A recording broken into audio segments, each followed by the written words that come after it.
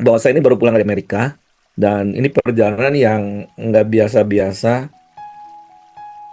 Tadinya nggak mau pergi gitu kan dengan perjalanan yang super panjang dan besok harus ke Korea. Nah, kenapa saya harus cerita ini bukan ingin cerita, oh perjalanan saya, agenda saya gini-gini bukan. Tapi ini Tuhan tuntun. Dimana ketika saya pergi ke eh hanya berapa hari yang lalu ya nggak nyampe 1 minggu saya nih ke Amerika.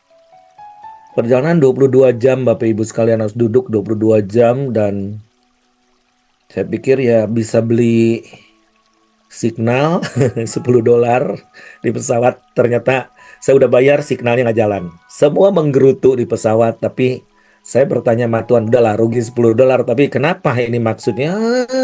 Kalau supaya saya diem gitu, supaya saya diem ya.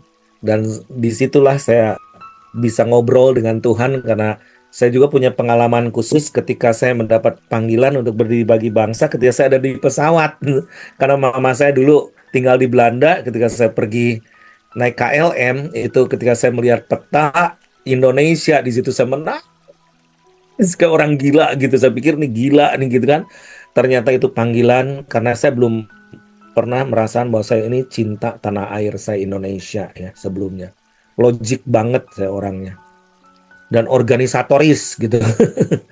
Dan karena memang dari muda udah jadi pengusaha, jadi kadang bossy dan leadership saya very strong ya.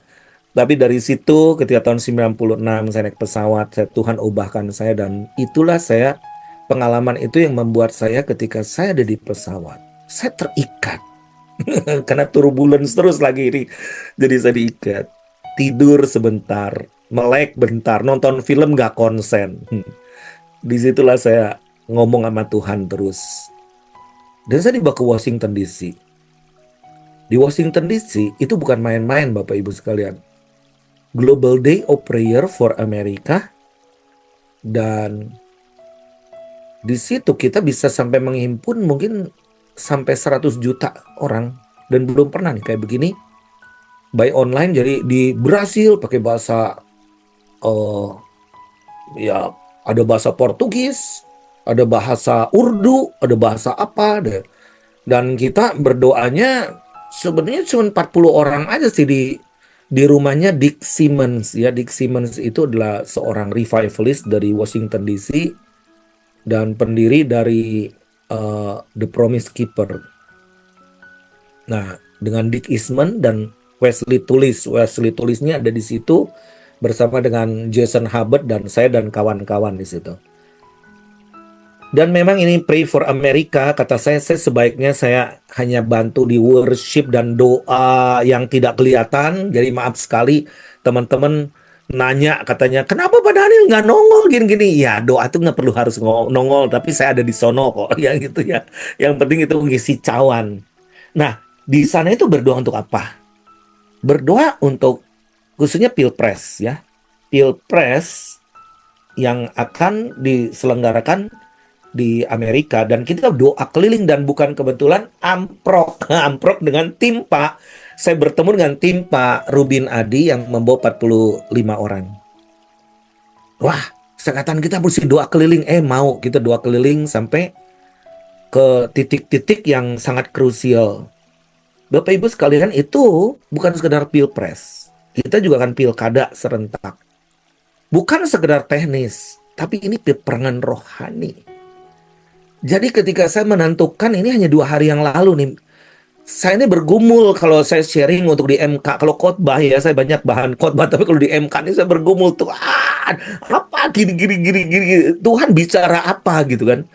Dan peperangan rohani. Jadi saya mau bahas mengenai peperangan rohani ini dan peperangan rohani kali ini akan menentukan untuk dekade ke depan. Ketika pemimpinnya dikuasai setan, maka kita akan struggle benar-benar. Karena era ke depan ini adalah kepemimpinan yang dari Tuhan atau dari setan. Jelas sekali, karena setan akan memakai para kepemimpinan bangsa untuk membuat satu kerajaan namanya antikris. Nah, sedangkan kita ini menjadi remnant. Nah, hari ini juga ketika saya terbang balik dari New York. Nah, ketika kami dari Washington DC, maaf ya, colok ceritanya, tapi semoga ini jelas. Dari Washington DC kita doa, lalu saya ikut nih sama rombongan pergi ke New Jersey, nginep di New Jersey, tapi doa kelilingnya di New York. Di New York ini kita nggak boleh masuk ke blok titik spot United Nation karena hari itu udah rapat. Ya, rapat United Nation yang akan memutuskan untuk 5 tahun ke depan ya, 4 tahun ke depan.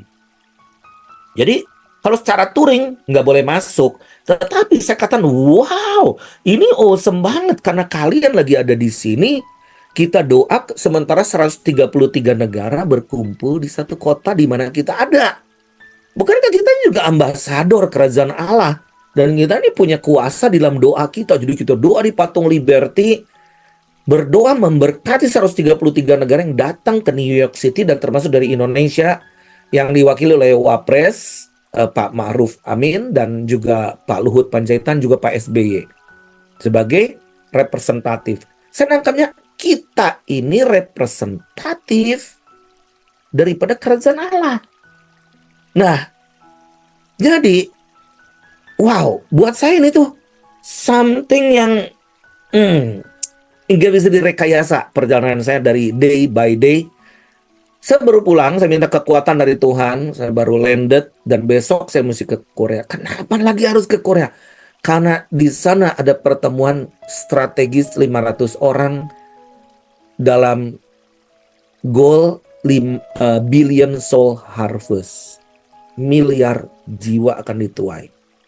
Dan saya ngisi sesinya doa untuk tuaian. Oh my God, I need your prayer. Please, I need your prayer.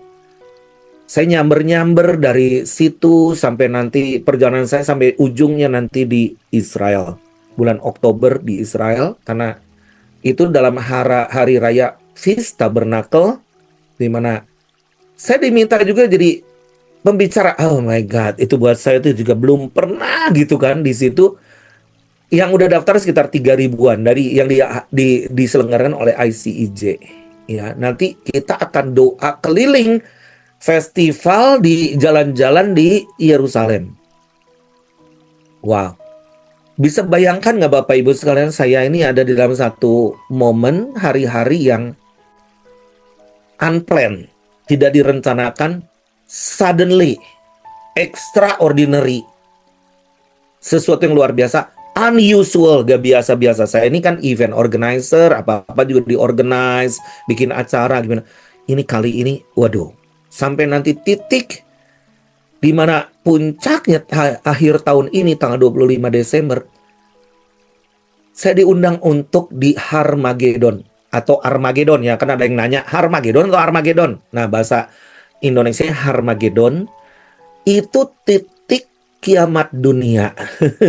Titik nol itu di mana miliar orang akan mati karena perang yang disebut Mother of War, the Mother of War, tanggal 25 Desember. Dan 25 Desember itu bertepatan dengan hari Natal, tapi juga bertepatan dengan hari raya Hanukkah. Apa Hanukkah? Itu Yohanes 10 ayat 22, yaitu hari raya pentahbisan. Ya, ketika Yesus ada di hari raya di Bait Allah pada hari pentahbisan Bait Suci. Nah, Yesus itu ditanya oleh murid-muridnya, apakah engkau Mesias yang datang? Itu Yesus langsung ngomong, kalau aku katakan aku Mesias, kamu nggak percaya. Begitu. Wow, itu message-nya jelas sekali. Jadi saya ini ada di benar-benar di ujung tanduk secara manusia nih. Nggak pernah ngalamin begini. Titik klimaks hidup saya nih kayak harus di dalam pelayanan kayak model apa gitu untuk mengunlock di mana cerita mengenai Yesus, di mana Yesus juga ditolak sama orang Yahudi. Saya diundang sama orang Yahudi untuk preach the gospel, untuk sharing, untuk kesaksian, untuk nyanyi Christmas celebration. Dan saya harus buat cemburu mereka bagaimana saya nih orang Indonesia bisa percaya Yesus mengubahkan saya terima sebagai Tuhan dan Juru Selamat, dan saya ada bersama dengan Anda semua. Apakah Anda mau? menerima keselamatan. Kenapa? Pertanyaannya Indonesia. Dari 200 negara lebih, kenapa kita yang diundang dan kita by chance lah, bukan by opportunity juga, tapi by grace of God, kok kita benar-benar seperti diberikan kunci untuk mengunlock. Nah, kalau orang Yahudi udah dengar keselamatan, bagaimana di bangsa-bangsa lain?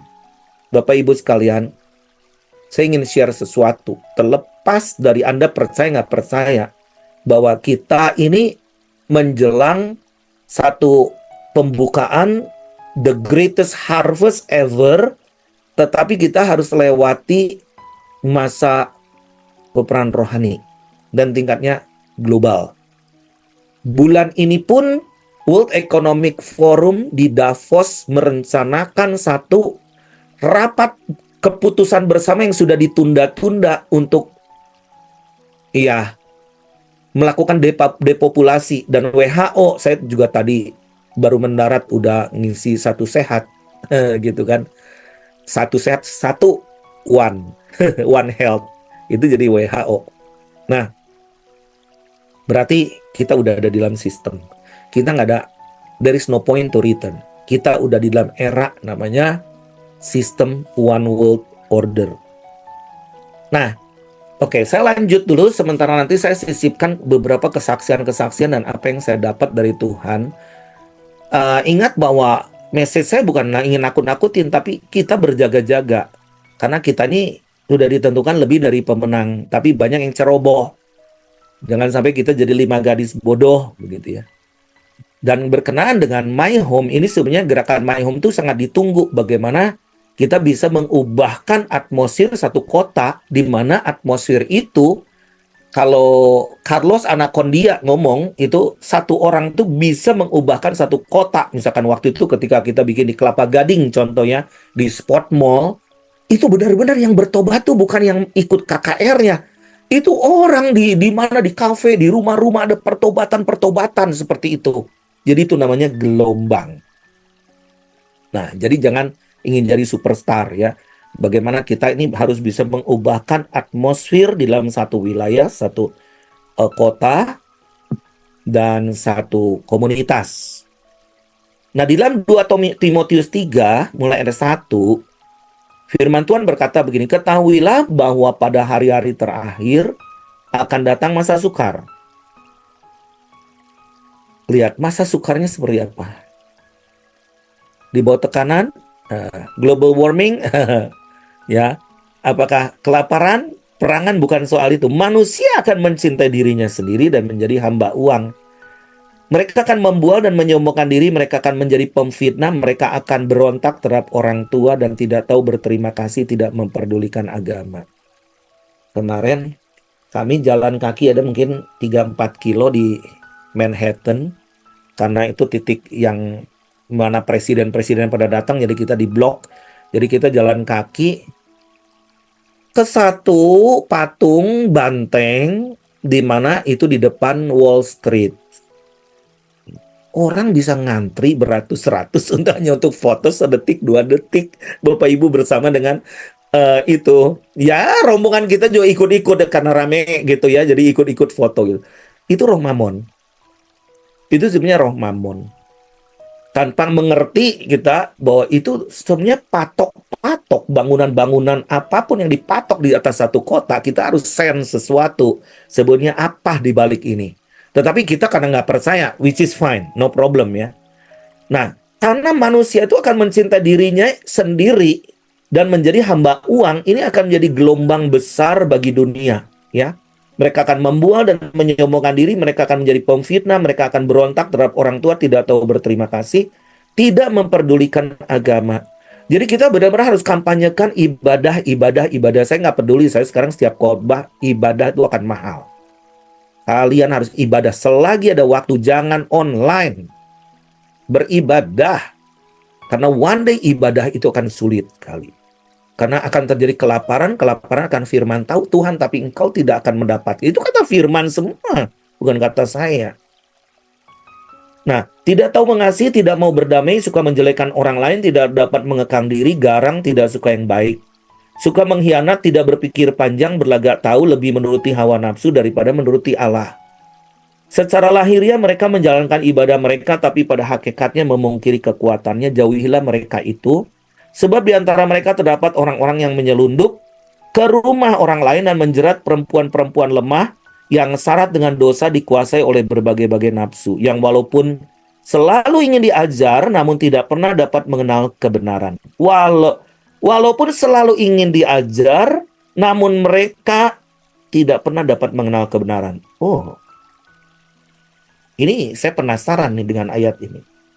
Banyak orang diajar tapi tidak pernah dapat mengenal kebenaran.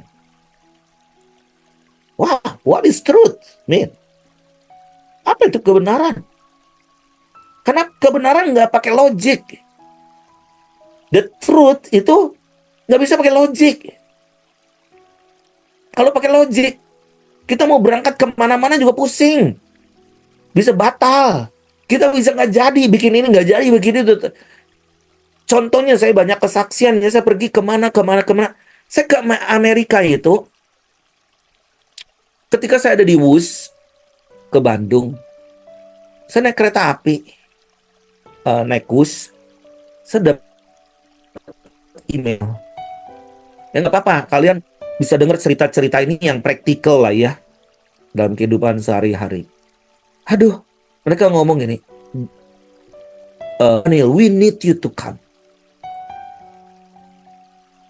Duh, saya katakan, gimana ya Tuhan, ini dia waktu mepet, terus udah gitu juga secara logika no budget.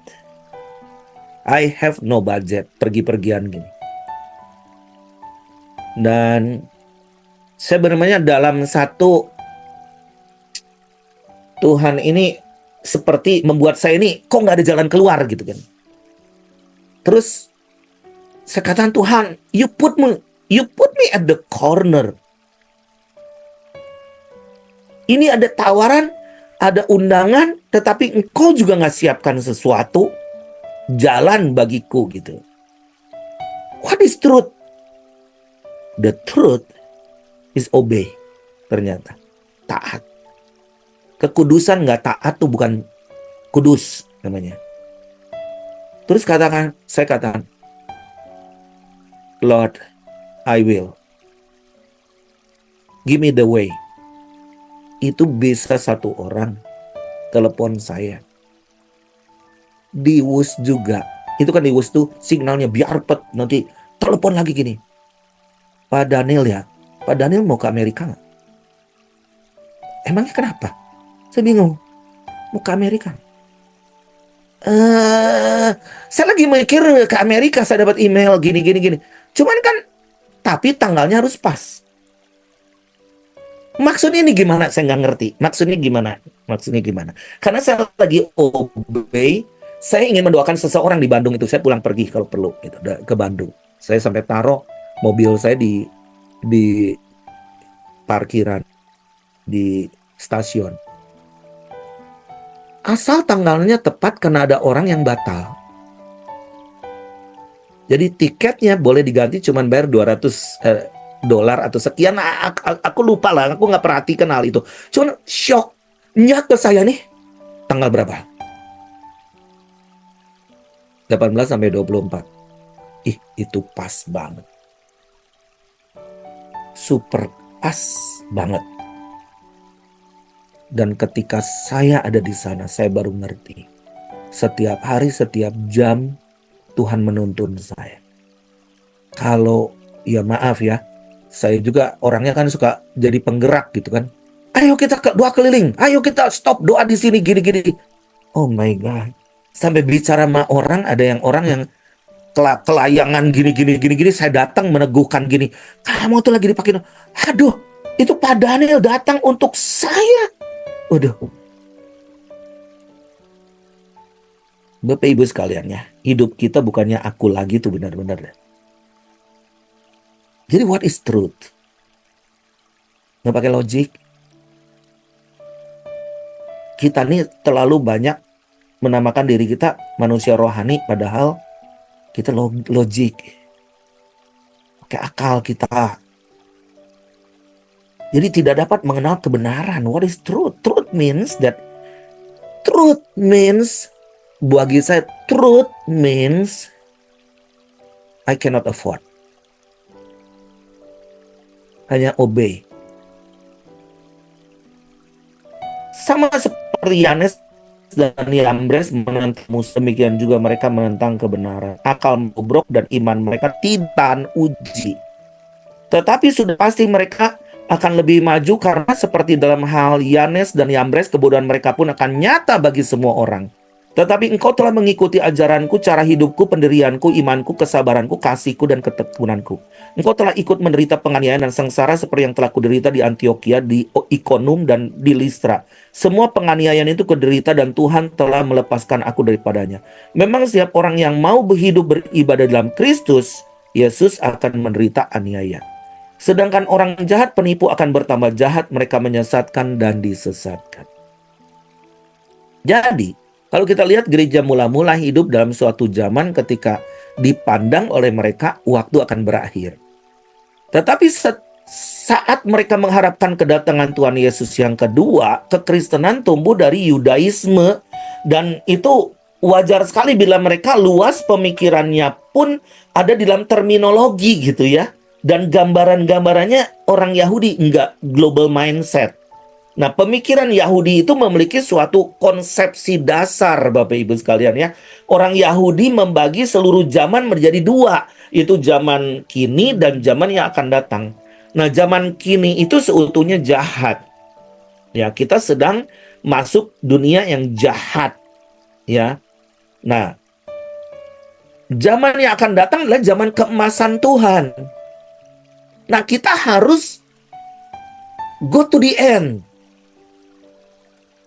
Saya ini baru mendarat aja ada orang konsol gitu ya. Hamba Tuhan nih guys, saya, ini gimana ya saya gini. Aduh, dia ngomongin saya gini-gini. Aduh, dia ngebully saya. Aduh, kalau soal ngebully mah udahlah, itu mah baru penderitaan kecil, belum sampai meneteskan darah, kata saya tuh. Saya mau udah siap di gimana-gimana. Udah aja, kalau while we catch the vision, you just do it. Lakukan. Karena visi kita juga bisa berbeda-beda. Tetapi bagaimana kita harus melihat what is the glory. Ketika kita tempuh ini jalan salib kita. Tetapi what is the glory behind? The glory yang kita akan catch up gitu kan. Nah, jadi zaman ini itu adalah seutuhnya jahat sekali. Zaman yang akan datang itu zaman the glory of God. Nah, di antara kedua zaman itu ada hati-hati namanya hari Tuhan. Yaitu ketika Allah sendiri campur tangan dan menghancurkan dunia untuk kemudian bangun kembali. Membangun kembali hari Tuhan itu kan didahului dengan masa kengerian yang super jahat yang kita akan segera hadapin. Dan itu akan bergabung bersama untuk melakukan serangan terakhir bagi anak-anaknya. Nah, dan dunia itu akan sepertinya digoncang sedemikian rupa. Tadi di airport ngantri, saya udah ngomong nih, nanti harus ada satu sehat. Oh, belum. Saya baru pulang dari Sabah minggu kemarin. Saya udah mesti ngisi satu sehat. Jadi numpuk lah gitu kan tadi itu. Nah, satu sehat ini one health. Nah, di mana nanti hukum-hukum WHO itu dan pasal kesehatan, undang-undang kesehatan akan diterapkan nanti bulan Juni, 27 Juni 2025. Ya. Dan itu benar-benar kita harus amati, kita harus belajar ketika COVID-19 udah terjadi, masa kita mau more stupid than before. Gitu kan? Kita masih hidup nih, kita jangan konyol gitu kan. Nah, jadi kita lihat gini, baik dasar-dasar moral maupun dasar-dasar fisiknya itu iblis berusaha untuk merontokkan itu. Nah, jadi di ayat-ayat ini, dasar perikop ini, Rasul Paulus itu berpikir tentang akhir zaman dalam terminologi di atas. Nah, ia mengatakan bahwa dalam zaman ini adalah masa sukar akan datang. Sukar dalam bahasa Yunaninya adalah kalepos. Kalepos itu merupakan kata Yunani yang lazim digunakan untuk kata sukar. Sukar di sini adalah penggunaan tertentu yang menjelaskan artinya. Kata ini digunakan dalam Matius 8 ayat 28, Bapak Ibu sekalian, di mana dua orang Gadara yang kerasukan setan, ya, melukiskan orang yang digadar kerasukan setan menemui Yesus di kuburan. Nah, kata ini juga digunakan oleh separah apa? Luka parah. Jadi artinya Plutarch, ya. Bahasa aslinya Plutarch yang melukiskan apa yang disebut itu luka parah. Ya. Hebat banget. Sangat hebat gitu kan. Nah, jadi kata ini sebetulnya digunakan oleh para penulis astrologi kuno nih, di astrologi kuno ini untuk menggambarkan apa yang kita sebut susunan benda langit yang membahayakan, ya. Dalam kata ini ada gagasan mengenai ancaman dan bahaya pada akhir zaman akan datang, ancaman besar yang gegebuk bumi gitu kan, dan keberadaan gereja Kristen gitu kan, dan terhadap kebaikan itu sendiri yang akan dikeroposi gitu kan. Nah, yang merupakan serangan dahsyat yang terakhir dari kejahatan sebelum kekalahannya terakhir. Nah, Bapak Ibu sekalian, kita lihat di sini di dalam Yohanes 8 ayat 31 sampai 36, ya. Yohanes 8 ayat 31 sampai 36. Maka katanya kepada orang-orang Yahudi yang percaya kepadanya, jikalau kamu tetap dalam firman-Ku, nggak pakai akal, bukan firman plus atau minus 1.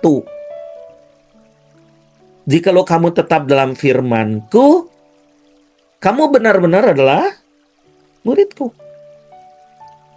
Dan kamu akan mengetahui kebenaran, dan the truth ini yang akan memerdekakan kamu. Mau cara licik iblis, bahkan mungkin teman dekat kita, sekeliling kita, bisa ngancurin kita. Mungkin orang setia kita yang nge-follow kita kok mendadak mengkhianati, gimana?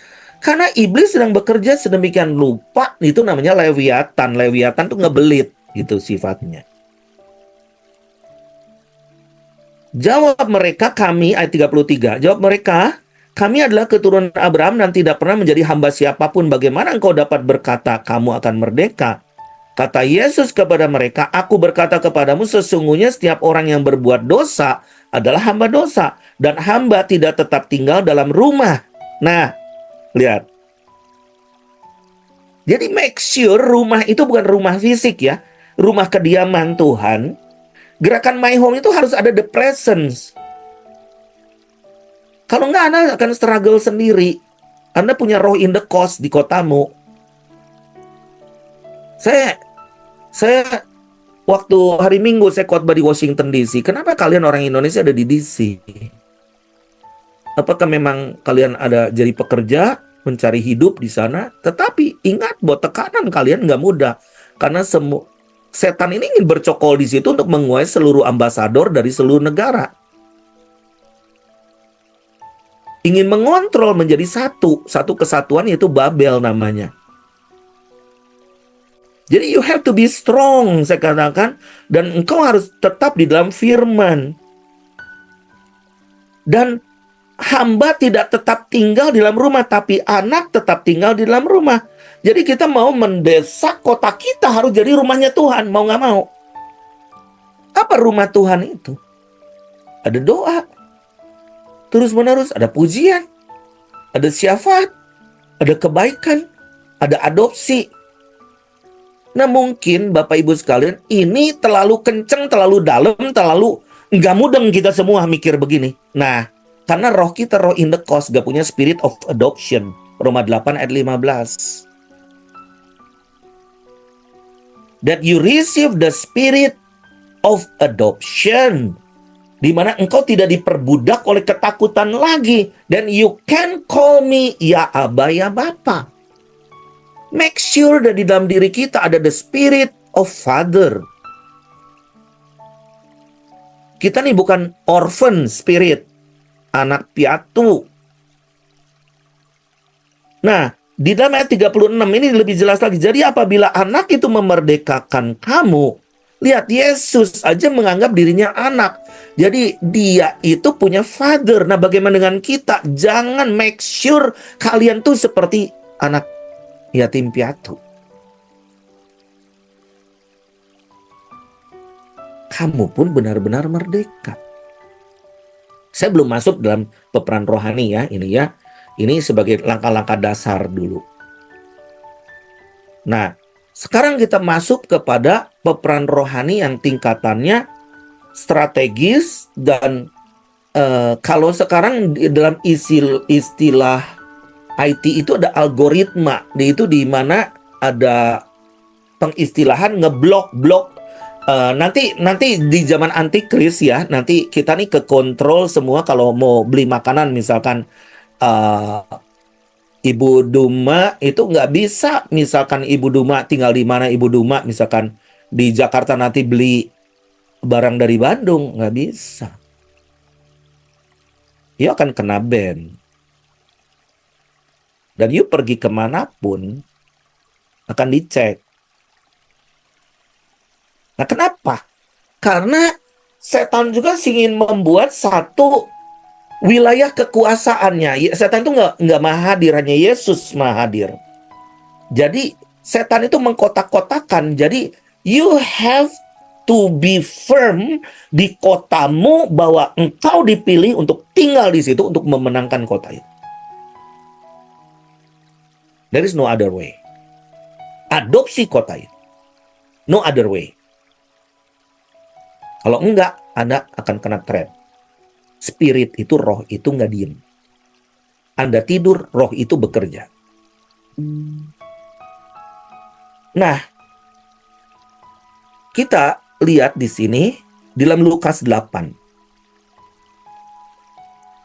Karena ayatnya panjang, saya mau cerita aja bagaimana Yesus ini pergi dengan murid-muridnya ke Gerasa. Yang baca aja lah biar lengkap ya. Di dalam ayat 26, Lukas 8 ayat 26. Lalu mendaratlah Yesus dan murid-muridnya di tanah orang Gerasa yang terletak di seberang Galilea. Berarti ini bukan orang Yahudi kan? Bukan wilayah Yahudi. That is the first trip. Trip pertama, Yesus dan murid-muridnya menyeberang ke wilayah non-Yahudi. Ayat 27, setelah Yesus naik ke darat, datanglah seorang laki-laki dari kota itu menemui dia. Orang itu dirasuki setan-setan dan sudah lama ia tidak berpakaian dan tidak tinggal dalam rumah, tapi dalam pekuburan. Oh my God, kenapa orang dirasuk setan demennya di kuburan? Karena itu dunia orang mati. The shadow of death. Di situ adalah lubang jurang maut. Ketika ia melihat Yesus, ia berteriak lalu tersungkur di hadapannya dan berkata dengan suara keras, "Apa urusanmu dengan aku, hai Yesus, anak Allah yang maha tinggi? I beg you." Luar biasa. Aku memohon kepadamu supaya engkau jangan menyiksa aku. Coba setan tuh memohon. Kalau ada roh Yesus dalam diri kita, apa setan nggak takut? Takut banget ya, kita lewat juga. Makanya kita kalau pergi ke kota demi kota, kita ada tantangan, itu roh teritorial. Ayat 29. Ia berkata demikian sebab Yesus memerintahkan roh jahat itu keluar dari orang itu. Karena sering roh itu menyeret-nyeret dia, maka untuk menjaganya ia dirantai, dibelenggu. Nah, ini yang manusia bisa nih. Cuman merantai, membelenggu, tapi ia memutuskan segala pengikat itu dan ia dihalau oleh setan itu ke tempat-tempat yang sunyi. Dan Yesus bertanya kepadanya, "Siapakah namamu?" Jawabnya, "Legion," karena ia kerasukan banyak setan. Lalu setan-setan 6.000 kan, legion doh. Berapa ribu setan? Wow. Lalu setan-setan itu memohon kepada Yesus supaya ia jangan memerintahkan mereka masuk ke dalam jurang maut. Adalah di sana sejumlah besar babi sedang mencari makan di lereng gunung. Lalu setan-setan itu meminta kepada Yesus supaya dia memperkenankan mereka memasuki babi-babi itu. Lalu Yesus mengabulkan permintaan mereka. mengabulkan permintaan setan-setan. Karena setan ini kalau ditengking lari dan perlu tempat. Makanya saya bersyukur di Indonesia ini ada gerakan yang namanya nasional. Ketika kita berperang, perang. Serempak gitu. Itu saya udah dapat puluhan tahun gitu. Ketika gereja waktu itu musim dibakarin, 1650 gereja dibakarin. Waduh, ini dari kota ke ini. Saya menggerakkan doa dari kota-kota yang memang mereka udah rancangkan gitu kan. Jadi kita bisa deteksi waktu itu. Kota yang mau di ini, tetapi ketika terjadi pertobatan, ada kerendahan hati sama Tuhan, itu nggak jadi. Di Bandung itu salah satunya adalah gereja kita nih Pak Agus yang mau dibakar. Salah satunya gereja kita. Nah, karena ada Masjid Agung, karena kita dekat Masjid Agung, jadi disebut gereja Agung. Di tengah alun-alun. Nah, saya terusin ya. Kawanan babi itu terjun dari tepi jurang ke dalam danau, lalu mati lemas. Ayat 34. Setelah penjaga-penjaga babi itu melihat apa yang terjadi, mereka lalu menceritakan hal itu di kota dan di kampung-kampung sekitarnya. Dan keluarlah orang-orang untuk melihat apa yang terjadi, dan mereka datang kepada Yesus. Mereka menjumpai orang yang ditinggalkan setan-setan itu duduk di kaki Yesus. Ia telah berpakaian dan sudah waras. Maka takutlah mereka. Nah, ini aneh. Ketika udah waras, nggak dirasuk setan, maka takut malah orang. Orang-orang yang telah melihat sendiri hal itu memberitahu kepada mereka bagaimana orang yang dirasuk setan itu telah diselamatkan. Lalu seluruh penduduk desa Gerasa meminta kepada Yesus supaya, bayangin, supaya ia meninggalkan mereka. Yesus yang diusir. Sebab mereka sangat ketakutan. Maka naiklah ia ke dalam perahu lalu berlayar kembali. Dan orang yang ditinggalkan setan-setan itu meminta supaya ia diperkenankan menyertainya. Tapi Yesus menyuruh dia pergi, katanya, "Go home. Go back home. Pulanglah ke rumahmu. Ceritakan segala sesuatu yang telah diperbuat Allah atasmu." Orang itu pun pergi mengelilingi seluruh kota dan memberitahu apa yang telah diperbuat Yesus atas dirinya. Penginjil pertama, bukan orang Yahudi. Pulanglah ke rumahmu, take dominion, speak.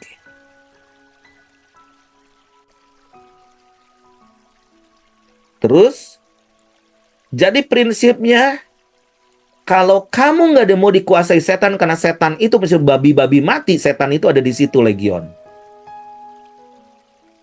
You close for the evil one, harus tutup pintu kepada setan dan you preach the gospel. Kalau kalian nggak preach the gospel, be careful. Jangan kita merasa rohani tapi never preach the gospel. Jadi, apa yang dinamakan revival? Apa yang dinamakan lawatan Tuhan? Apa yang dinamakan pergerakan? Apa yang dinamakan tuaian besar? Start within. Do not lose the authority. Saya ulang-ulang di pesawat saya baca ini, Tuhan. Berikan pengertian kepada saya yang dalam.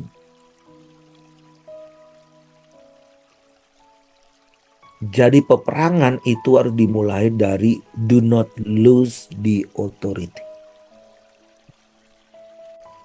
Jangan kehilangan otoritas. Setan itu memiliki teritori. Kenapa legion itu memohon izin untuk pergi ke babi-babi? Karena maksudnya dia mau tinggal di situ. Karena dia nggak omnipresent. Kita punya Tuhan yang omnipresent, yang ada di dalam kita, yang kita akan pergi dari border ke border. Ketika saya tunjukin film-film, saya pergi ke jalur Gaza, ke perbatasan Lebanon. Nggak aman. Tapi yang bikin aman itu siapa di dalam kita? Kita mau jalan kemana juga nggak aman. Jadi, penduduk itu, setiap penduduk punya belief system.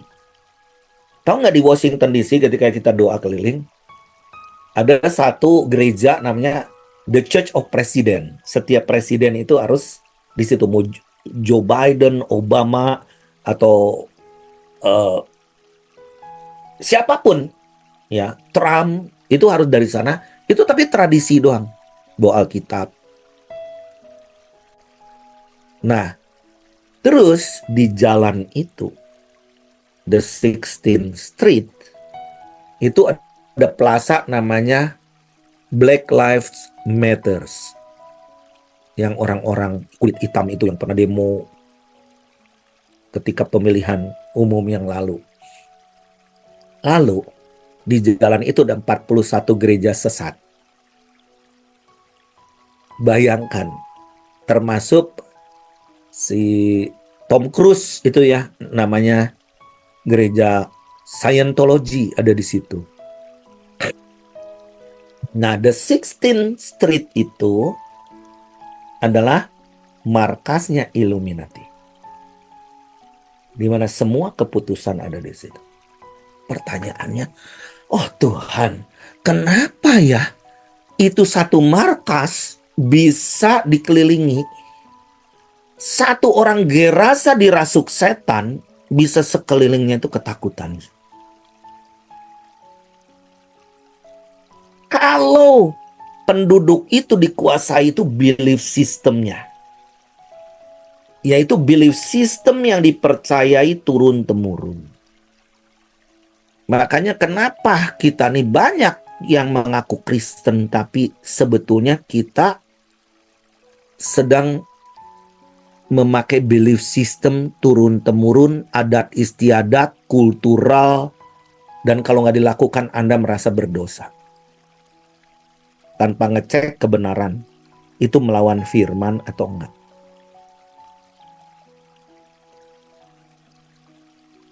Hati-hati.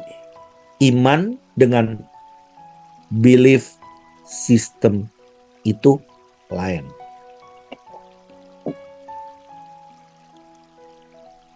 Orang yang dimerdekakan oleh darah Yesus itu memiliki kuasa untuk membebaskan belenggu orang lain. Urapan itu bukan untuk diri sendiri, tetapi untuk membebaskan setiap belenggu.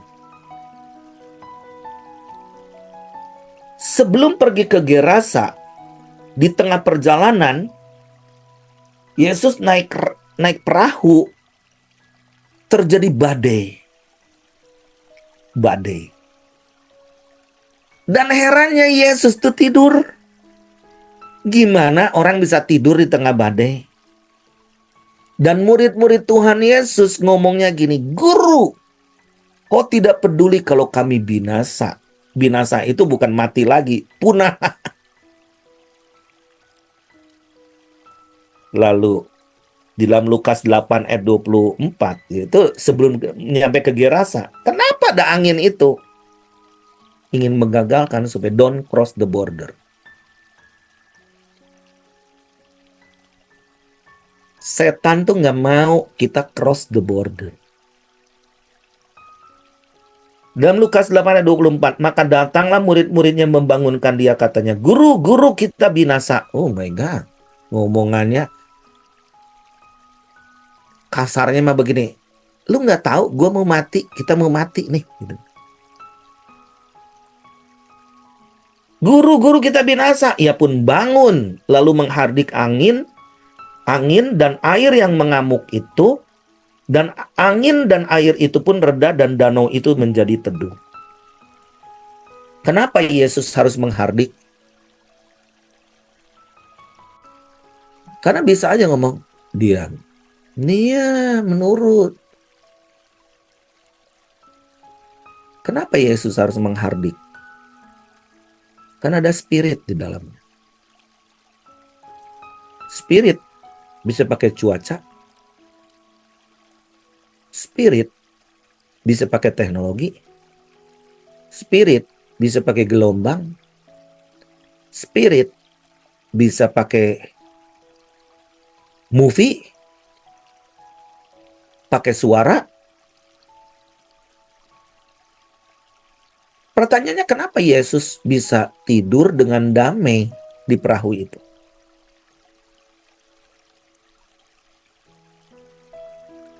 Karena dialah the master of shalom. Kalau ada aku, kalian nggak bakalan mati. Jadi ini sebenarnya peperan rohani. Kita harus bisa mengerti bahwa Alkitab ini bukan sekedar storytelling. Di balik cerita, oh ya, kita napak tilas ya, Yesus dulu pernah ini, kita ke Danau Tiberias, gini-gini. Enggak. There is a spirit. Water spirit. Kalau penguasa di udara, itu setan. Penguasanya udara. Bukan penguasa sorga. Jadi sebelum kemerdekaan, sebelum ada sesuatu, itu pasti ada. Jadi peperangan itu bukan sekedar kekuatan, kemampuan, tapi be strategic. There is a power inside. Jadi kita harus lebih strategis.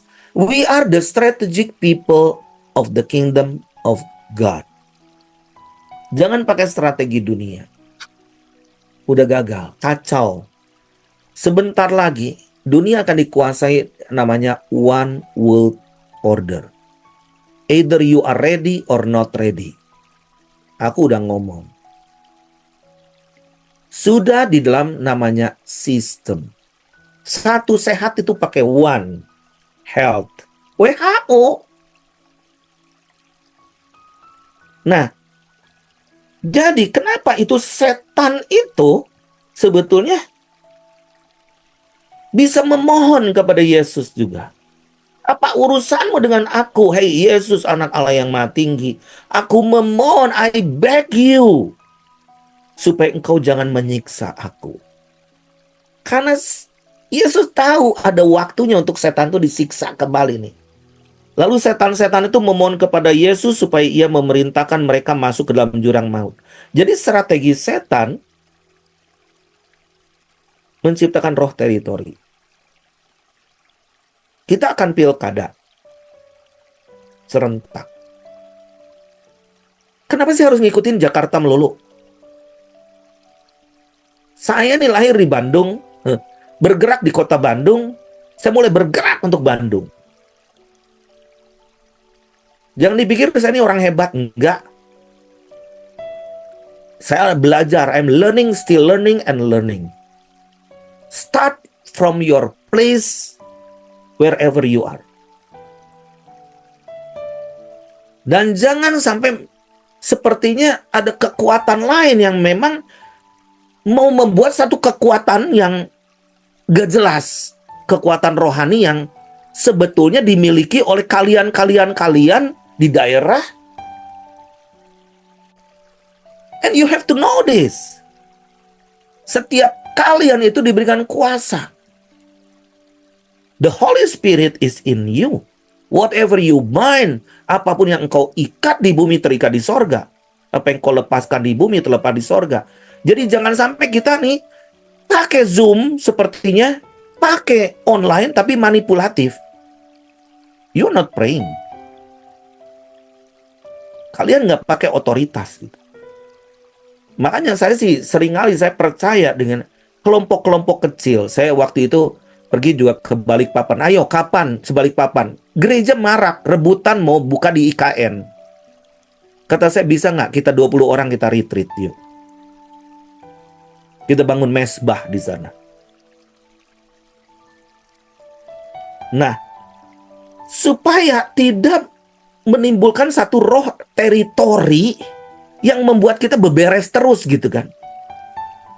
Ada satu nengking, satu bebersih. Jadi itu nanti roh teritori itu menciptakan satu budaya, kultur atau belief system lagi. Kenapa saya ke-6 kali saya pergi ke sana? Yang kelima kali saya pergi ke sana. Karena 1 minggu sebelumnya ada budaya di sana, orang Kristen membuat kurban darah. Saya nggak mau ibu kota saya, negara kita,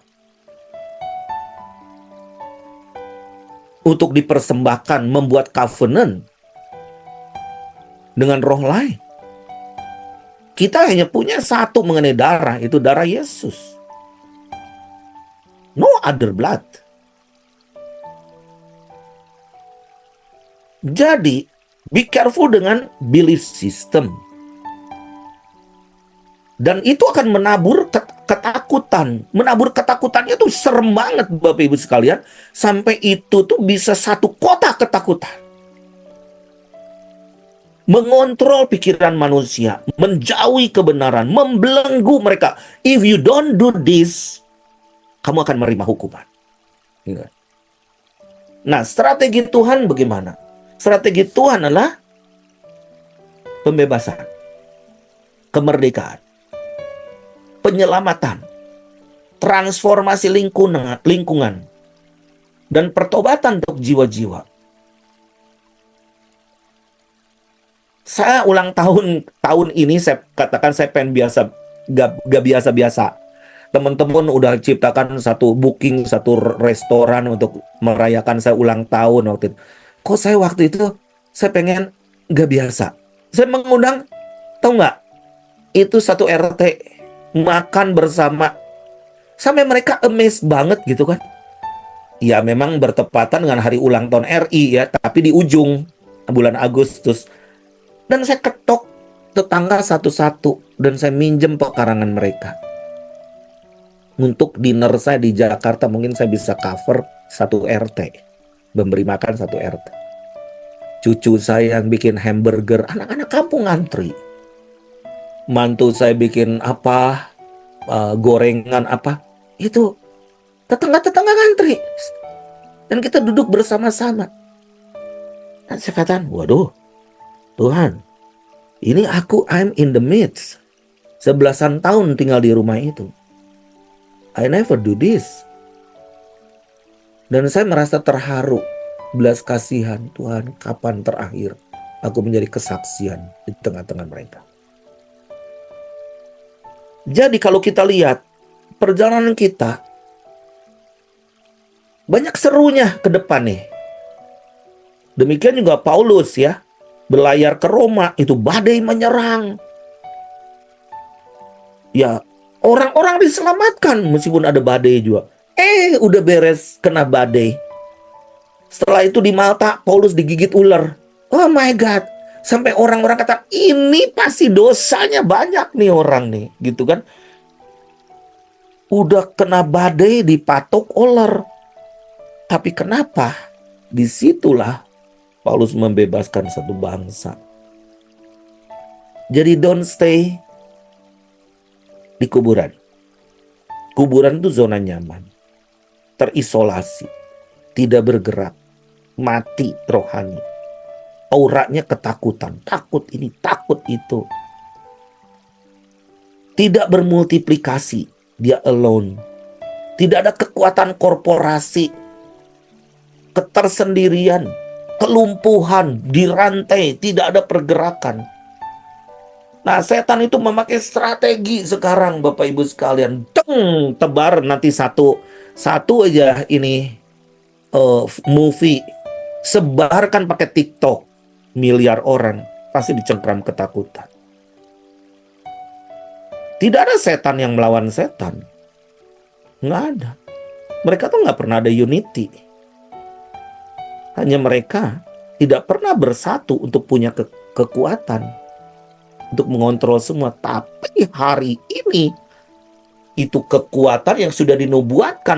Mengkorporasikan pasal-pasal itu semua. Nah, untuk mereka tuh nggak ada unity. Cuman pasal-pasal itu kayak Babel gitu sistemnya. Ditumpuk menjadi satu kesatuan untuk melawan Tuhan. Apa? Karena kontrol manusia. Ini di mind-nya yang tidak menundukkan pikirannya kepada pikiran Kristus. Kenapa nggak ada binatang yang bunuh diri? Cuma manusia yang mau bunuh diri. Karena nggak ada roh di dalamnya. Nah, roh kita yang sebenarnya sedang dianiaya. Roh kita sedang di-squeeze. Jadi ketika Bapak Ibu sekalian, saatnya kita untuk bangkit dan bersinar. Kekelaman ini menutupi bangsa-bangsa ya di dalam Yesaya 60 ayat 1 dan 2. Tapi Tuhan katakan bangkitlah menjadi teranglah. Terang itu within, dari dalam keluar, bukan dari luar ke dalam. Sebab terangmu datang dan kemuliaan Tuhan terbit atas the glory. Glory ini nih akan show to the people, show to the world kemuliaan Kristus. Aku semakin berkurang, Kristus semakin bertambah-tambah. Mari Bapak Ibu sekalian, dunia semakin menuju kegelapan. Ya, kekelaman sedang menutupi bangsa-bangsa. Perang Gog Magog sudah dimulai. Nanti kalau begitu tercetus perang Harmagedon itu ngeri sekali. Itu kita akan ngeliat mereka tuh punya rancangannya hebat sekali. World Economic Forum merancangkan untuk depopulasi secara besar-besaran. Karena dunia sudah nggak muat lagi dengan apa tuh global warming, katanya dengan itu konspirasi lah ya. Dengan itu juga makanan yang berkurang nanti akan semakin mahal. Orang akan misal secupak gandum sedinar harganya itu benar ya. Makanya bangun lumbung-lumbung. Apapun whatever we do, mau bisnis, mau apa, kita feed the people, feed the people. Nah, jadi kalau kita lihat setelah Gog Magog nanti bisa 3,5 tahun kemudian Armageddon. Oh my God. Itu Armageddon itu luasannya 180 mil kali 80 mil ya. Kota Armageddon itu hanya muncul di dalam kitab Wahyu 16 ayat 16 ya. Di mana ia mengumpulkan mereka di tempat yang dalam bahasa Ibrani disebut Harmagedon. Ya, berbicara soal raja-raja yang setia kepada si antikris ini, ya, yang berkumpul bersama untuk menyerang Israel. Jadi di Harmagedon itu cawan yang penuh dengan anggur nanti kegeraman murka Tuhan. Jadi yang ke depan pertempuran terakhir itu adalah Tuhan yang akan berperang bagi mereka, berperang untuk mereka. Geramnya Tuhan sudah tidak tertahankan. Nah, mari make sure kita bukan sekedar mencari jiwa, enggak juga sekedar kita nih hanya berkhotbah terus, tetapi kita mesti save our family. Kita tingkatkan iman kita masing-masing. Semua udah dinubuatkan, jadi nggak usah kita terlalu panik bagaimana gempa bumi juga akan terjadi di mana-mana. Tetapi kita melihat bahwa kemurahan demi kemurahan, grace after grace, glory after glory. Selagi kita hidup, gak usah pikirin kita macam-macam. Fokus kepada apa yang Tuhan fokuskan. Pentingkan apa yang Tuhan pentingkan. Prioritaskan apa yang Tuhan prioritaskan. Kiranya Tuhan memberkati kita semua. Be the winner. Saya kembali kepada Pak Agus. Makasih Pak Agus.